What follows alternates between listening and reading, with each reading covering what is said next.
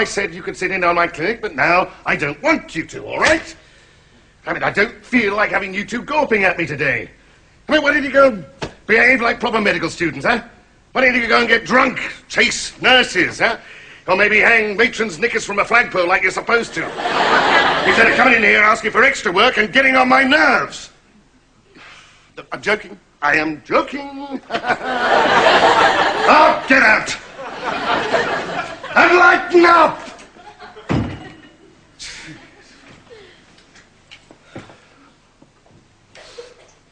Where's my notes? Where are... Sheila! Sheila! Where are my bloody notes? I think you might be sitting on them. Ah. Sorry. Well, you got out the wrong side of the bed, didn't you? Got out the wrong side of life. Oh, very deep, very philosophical. You do? Got a fag? No, I haven't.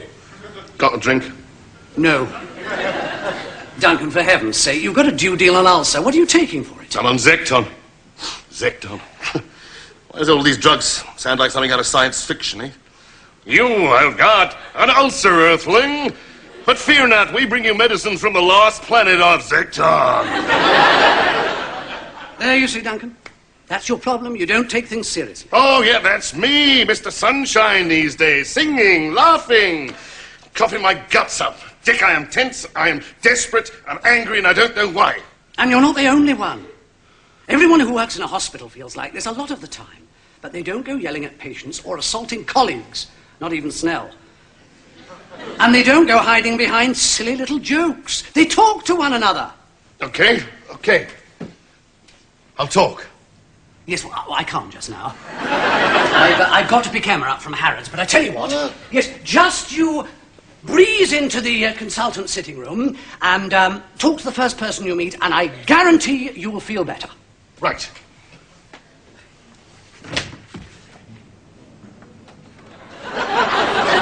Hello, Lionel. Look, sorry about that. Oh, it's all right. It's this job. It does terrible, terrible things to people. What, even you? Yes, even me. What do you mean you haven't always been a prat? Sorry, joke. Honestly, joke. Not a joke. Oh, Dick, he's right. Be serious. Morning, Duncan. Ah, Paul. Paul, now, you know all about stress, don't you? Stress? Stress? Don't talk to me about stress. Oh, sorry. No, I'm sorry. How are you now, okay? Yeah. Good. No, I'm not. No, I'm not okay. Look, come on. If you've got a few minutes, I'd really like to talk to you. Oh, sure. Anytime. What, now? Now? Well, if it's inconvenient, No. Now, absolutely. It's important. Oh, thanks. You see... I've just got one call to make. Oh, right. Give me a sec. I've got to call the TV company. Talk to wardrobe about my suit for tomorrow morning's show. Engaged anyway. Okay. Talk to me. Well, I don't know where's the start. No, go on. Yeah? Well, I don't know where to start, actually. No, let it ring. Well? I better answer it. Collier? Yes? Speaking? No, I can't talk now. No, I'm in a meeting. No, I'll call you back. Yes, in a couple of minutes. Okay. Publisher. Okay, I'm all yours. Thanks. Well, you see, I shouted at a patient yesterday. Collier, yes! Ah, hello, Lady Margaret. Really? Oh, dear. When shall we say? 6:30 this evening? Yes? In my rooms? Splendid. No, not at all, Lady Margaret. No, you can call me any time. Goodbye, dear lady. Okay, Duncan. Sorry about that. Bread and butter. Now, I'm all yours. French toast and caviar, more like it. Right. Now, I shouted at a patient, a kid. Can you believe it? I mean, yelling at... No, I'm listening. We all yell at nurses, Duncan. A patient! A patient? Oh, well, yes. Well, I'm sorry. That is bad. Yeah, but why am I so angry? Who knows? Is it work? Is it home life? Oh, it's all of that, but I mean, not just that. You know, honestly, Paul, if I was really, really honest, I think it's probably for me. Eh? You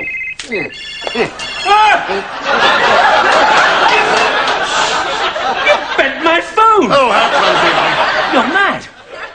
You're bonkers. I mean, shout, yes. And throw things, okay, but you don't bend a man's phone. It's like cutting off a life support machine. Oh, shut up. You're lucky I didn't stuff it up your... Is Duncan here? I've got something to calm him down. A tranquilizer dart, I hope. You're a maniac.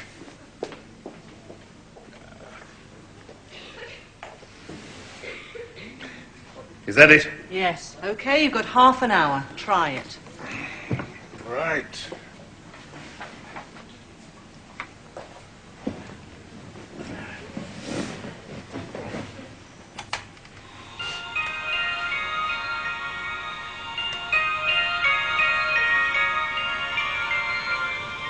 Hi. Stress is something that's an inevitable part of everyday life. To relieve tension, we need to learn how to relax. And that's what I'm It's going to Collier! Bloody Collier!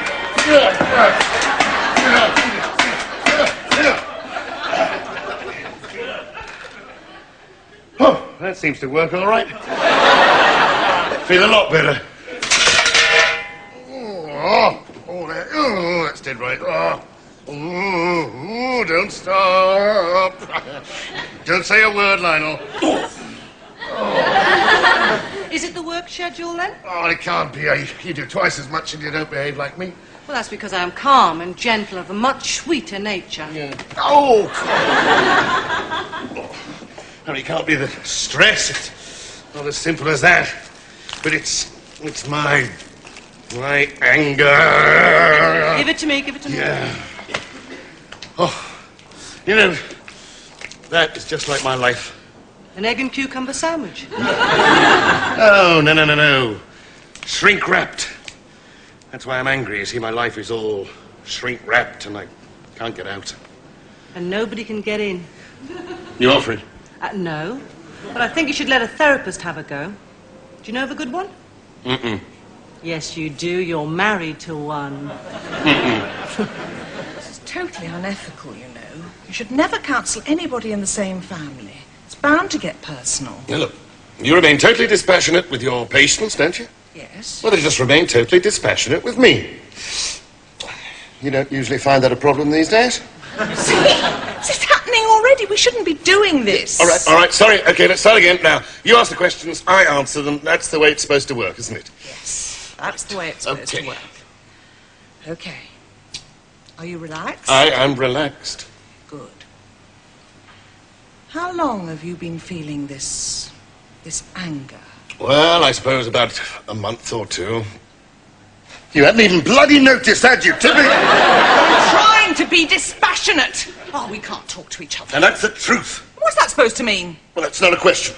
Yes, it is. What do you mean we don't talk to each other? I didn't say that. Oh, yes, you did. Well, that's my fault, I suppose. Is it? Well, is it? But this is not therapy, it's a family row. Well, maybe that's what we need. All right, then. All right? All right, then. Oh, God, I love it when you're angry. I love you, too. You see? You can say things to your therapist you'd never say to your wife. So it's not us. Not if we can do that twice a week, it isn't. Do you want to know what it really is? No, not really. Let's do it again. I said twice a week, not twice an hour. No, I was really totally honest with you. Which you always should be with your therapist. What about your wife? Oh, no, not necessarily. Depends what you're going to tell me. Well, I suppose if I was to really own up, it's Paul. Paul. You've fallen in love with Paul. Our best friend. It's always the best friend. I'm serious. Duncan, what are you trying to tell me? Well, it's just that it's Paul that makes me angry. Why, what's he done? Well, it's not what he's done, it's what he is, or rather, what I'm not. You're a bloody good doctor, that's what you are. Yeah, I know that, but I mean, what have I got after, 30 years to show for it? Bloody great mortgage, an ulcer, and the best suit with leather elbows. Oh, what's Paul Collier got? What hasn't he got? Principles? Ah, now come on. That's not fair. He's all right. So, he writes books, appears on telly, there's nothing wrong with that. He's a bloody good doctor, too. He also makes a fortune out of private medicine, and you wouldn't do that. Wouldn't I? Well, you never have. Well, that's only because you wouldn't want me to, would you? Well, it's not up to me, is it? Isn't it? No, it isn't. Uh-oh, wait a minute. Hang on, I know what's happening here. Don't you start projecting your guilt onto me. Ah, now you're becoming the therapist again, aren't you?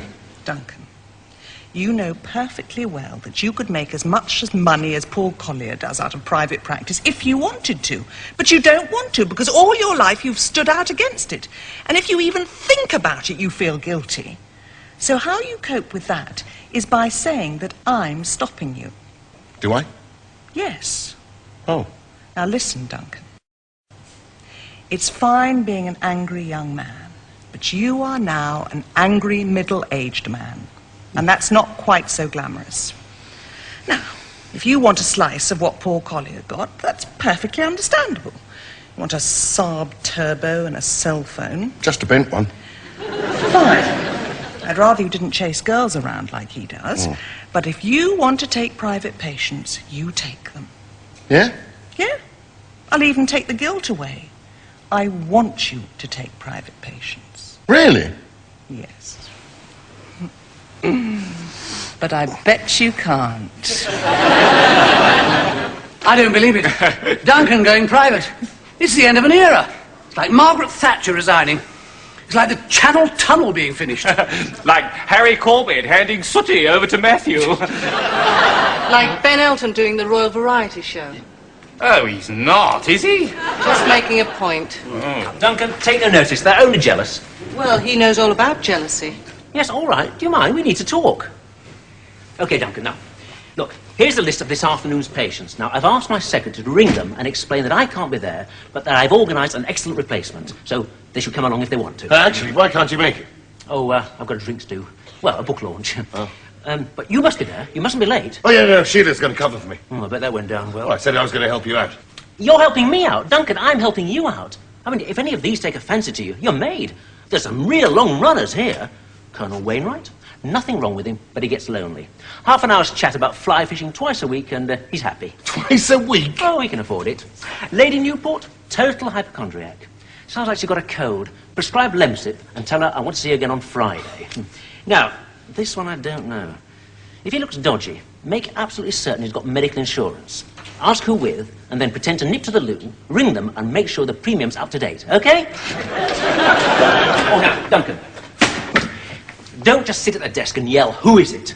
Go to the door, right, open it, and lead them to a chair. You might have to carry some of them. Drag it out. Give them value for money. You know, the full half an hour. Right. Oh, and remember, Duncan, best suit, yes? Oh, yeah. Good boy. And not the corduroy with the leather elbows, please. Oh, and Duncan, there might be some sales rep in from the ACL drug company. Oh, yeah, I know. Yes, he'll be trying to flog you some new ulcer treatment they developed. You can take some yourself. But if he tries to offer you some dodgy things like skiing holidays or golfing weekends, just take a note of his number. I'll deal with it. Right. OK? Bye. Oh, and Duncan, don't shout at anyone, will you? Get out and stay out! Angela, if that man sets foot in here again, tell him he'll leave by the windows, not the stairs. But he only came in to empty the wastepaper basket. Oh, sorry. Has anybody turned up yet? Not yet. I'll tell you when they do. Not yet. I'll tell you when they do.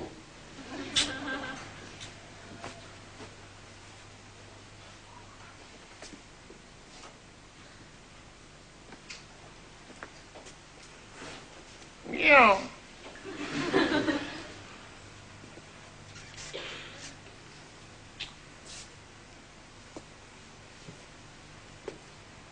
Fly Fishing by J.R. Hartley.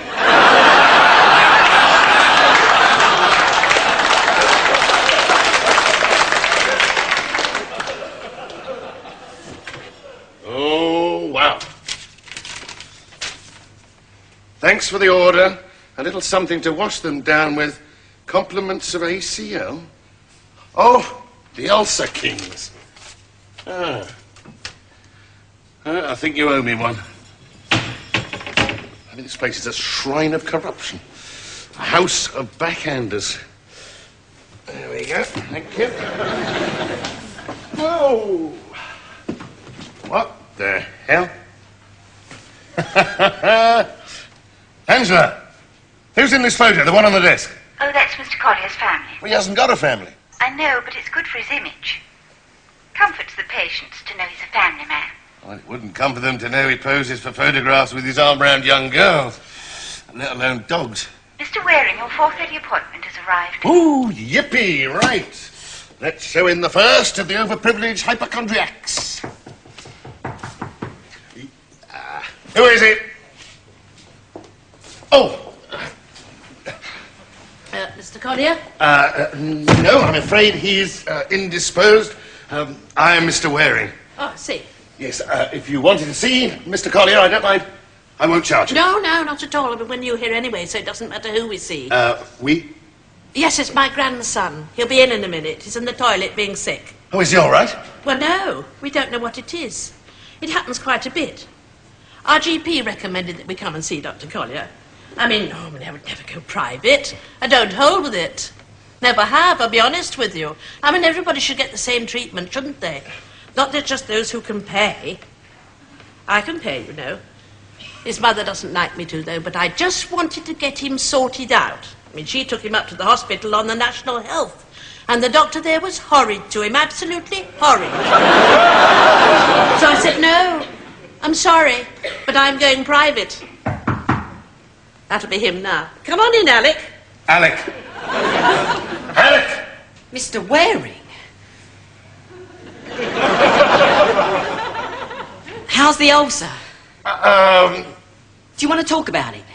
Do I want to talk about it? Oh, I'd like that. Gran, do you mind? Tell me. Yeah? Is it duodenal or peptic? No, duodenal. Oh, Quite I definitely. see. And it's always brought on by stress. Hi, Dick. Oh. Ah, Lionel. I have brought you a little present.